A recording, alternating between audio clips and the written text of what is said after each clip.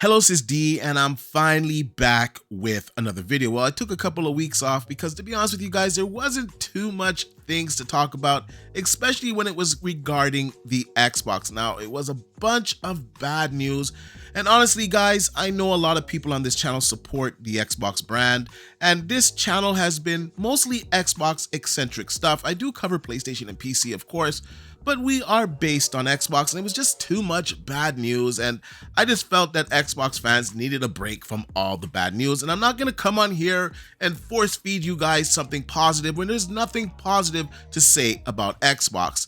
I say that to say this, that today I finally have some good positive news regarding Xbox. We're gonna take a look at Hellblade 2. We're also gonna talk about Microsoft's plans for its next generation system. Now, first, let's start off with Hellblade 2. Now, recently, they gave us an update on the game. They gave us a new trailer, and I have to say, the game looks absolutely stunning. Now, the level of detail on the character models, I gotta be honest with you guys know that I love my graphics. I've never seen a game with such detailed characters. Now, with that being said, it wasn't all good news. It is running at 30 FPS, and I just gotta be honest with you guys, 30 FPS is just trash. I do not like playing my games at 30 FPS. If a game is 30 FPS on the consoles, I just don't play it. I'll play it on PC. Now, for this game, I do understand why it is running at 30 FPS. Now, when you look at the level of detail, and this is running on an Xbox Series X, this console is now 4 years old. People kind of forgot through the pandemic how long these consoles have actually been out. It's been 4 years. So for 4-year-old console to be showcasing a game with such state-of-the-art graphics, it's to be expected that it's going to be at 30 FPS. Now, I don't like that, and I'm going to give you guys some alternatives later on how you can play this game at a better frame rate or at least a smoother presentation. Now, I remember long ago when we first saw Hellblade 2, I was telling people this game is going to be running at 30 FPS. I said it was captured at 30 FPS. Every trailer that we've seen was 30 FPS. And some people were saying, no, it's going to have a 60 FPS mode. I said with the level of fidelity of these graphics and Unreal Engine 5 games, a lot of them are going to run at 30 FPS. Don't expect this to run at 60 FPS. Now, I'll get into that a little bit later. But people were disappointed that it is running at 30 FPS. Now, before we get into all of that, I'm just going to go through the article. Now, this is coming from Digital Foundry. Like usual, I'll leave a link in the description down below so you guys can check it out for yourself. Now, yesterday they released a video detailing Hellblade 2, and I gotta say, I was impressed with what I saw. Now, the frame rate wasn't so good. Now, a lot of people, they kind of were talking about the lower resolution. Now, it's not running at 1440p. It's under 1440p. It's a much lower resolution than, of course, most people would like to have. But when you look at the fidelity of the graphics that are on display, I think the resolution is less of an issue. Now, when it comes to the frame rate, that's where I take a little bit of issue. Now, the resolutions that Digital Foundry measured were 1296p and 1440p. So they were somewhere around there. Now, I saw some people posting stuff saying it was 964p, it was under 1080p. That is incorrect. As you can see on the screen right here, Digital Foundry reported 1296p and 1440p or thereabouts throughout the letterboxing effect. It's more like 2304 by 964 or 2560 by 1070, which is still a higher resolution than 1080p. So I don't know what people were thinking here, but it is what it is. Now, the resolution looks a little bit different because they're using a widescreen model. But once again, like I said, the resolution doesn't really matter when you're looking at the image on the screen and you're seeing how detailed it is. In short, Digital Foundry was impressed with the geometry that was used in this game, even though it was using a lower pixel count. Now, they said this was a way to save GPU performance, and we've seen this for multiple generations now. On PC, this game is gonna look fantastic. And this is where I come to my recommendations. Now, if you want the best looking Xbox titles, at this moment in time, I gotta be honest with you guys, you're going to have to get a PC. Now, of course, a PC is a hefty investment, but you can get a pretty good PC for about $1,200 that will play games at 1440p and over 60 FPS with ray tracing. So, yes, the entry level is a little bit more expensive to get into PC. However, the performance is a lot better. You can also alternatively use a Samsung television. On Samsung televisions, their game mode has interpolation that you can activate that will give you the appearance of 60 FPS. Now, it'll insert frames in there. I'm not saying that it's a natural 60 FPS. However, it is a lot better than playing a game at 30 FPS. Outside of that, pretty much you're going to have to get a PC to experience this game at 60 FPS. Now, as I stated earlier, I'm just not into games that run at 30 FPS. I just think they're trash. And I remember people saying to me that Unreal Engine games are going to run at 60 FPS. Look at Fortnite. It's running at 60 FPS. You don't know what you're talking about. When a developer optimizes the games, it'll run at 60 FPS. And I'm here to tell you that the games that are running on Unreal Engine 5, on games that are pushing graphical boundaries, they're going to run at 30 FPS on these consoles. I don't care if it's the Xbox Series X or the PlayStation 5.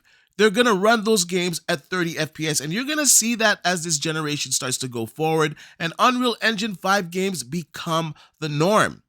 Now, this is why the PlayStation 5 Pro is coming out this year. It's going to alleviate some of these bottlenecks. It's going to open up room for performance on some of these games that are coming down the pipeline. And that's why I've said time and time again, I feel that it's a mistake that Microsoft does not have a mid-generation refresh that offers better performance. Now, we are hearing that there is an all-digital Xbox that is coming out later this year, but it's not going to offer better performance. And in my honest opinion, that is not a winning strategy. Now, we don't have long to wait for Hellblade 2. It is coming out in May. I will showcase it on the channel. I'll have it running on the Xbox Series X, and as well, I'll show you on PC maxed out, and you guys can decide at that point on which system you want to get it for. However, I think the game is going to be one of the best looking games that comes out this year, and I think, in my honest opinion, this will definitely be the best looking console game to date.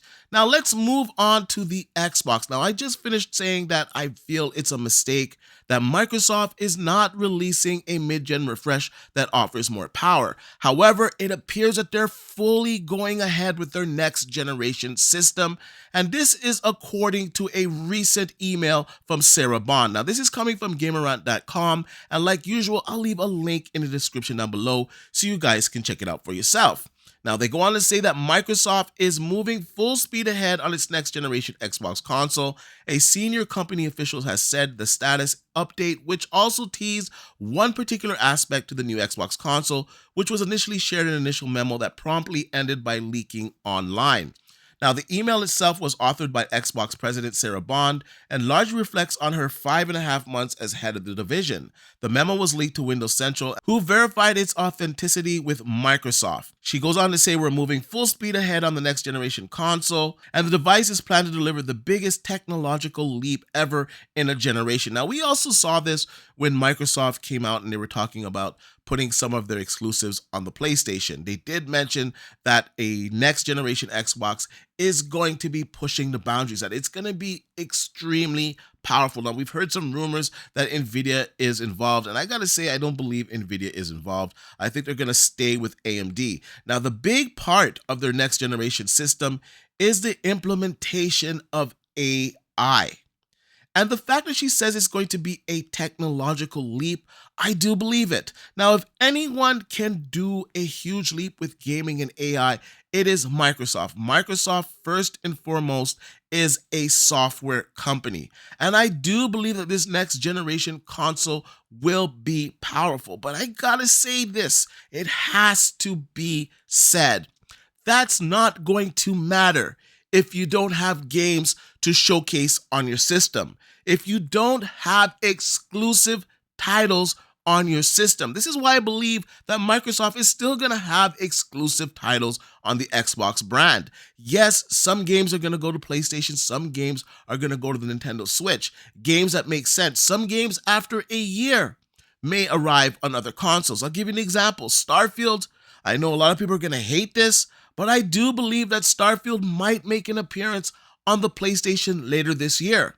Now, I don't think it's going to run a better frame rate. It's going to be the same. But if the PlayStation 5 Pro comes out this year, as well as Starfield, then that system is going to run it at 60 FPS. And that's going to kind of hurt the Xbox brand, especially seeing how this next generation console that I'm talking about right now is not scheduled to come out anywhere earlier than 2026. Now we're hearing 2026 to 2027. Now some people are saying 2025, and I gotta be honest with you guys, I didn't hear that 2025 date. I've heard 2026 to 2027. So that's pretty much 2 to 3 years away, with the PlayStation 5 Pro coming out this year. Now if the PlayStation 5 Pro offers a substantial upgrade over the PlayStation 5, that's really gonna hurt Xbox's bottom line. And with their next generation console not coming out until the earliest at 2026, I think will hurt the Xbox brand. But like I said, none of that's gonna matter if Microsoft doesn't have games. So let's see what Microsoft and the Xbox brand is gonna do in the next year and a half on the game front. I don't think that all of Microsoft's exclusives are going to go to PlayStation. I do believe they're still going to keep exclusives, especially that they have confirmed that the plans for their next generation console are going full speed ahead. Anyways, I want to know what you guys think about all of this. What do you think about Hellblade? What do you think about the performance on the Xbox Series X? Are you disappointed that it's running at 30 FPS? Are you going to get this on a PC instead? Or are you going to take my recommendations and run this on your Samsung TV with interpolation turned on? What are your thoughts on the next generation Xbox? Do you think it's going to be a generational leap in technology as Microsoft is outlined in their internal emails? Or do you think we're just setting ourselves up for disappointment? Let me know in the comment section down below. And like I usually say, please like, share, and subscribe to the channel. And I'll see you guys on the next one.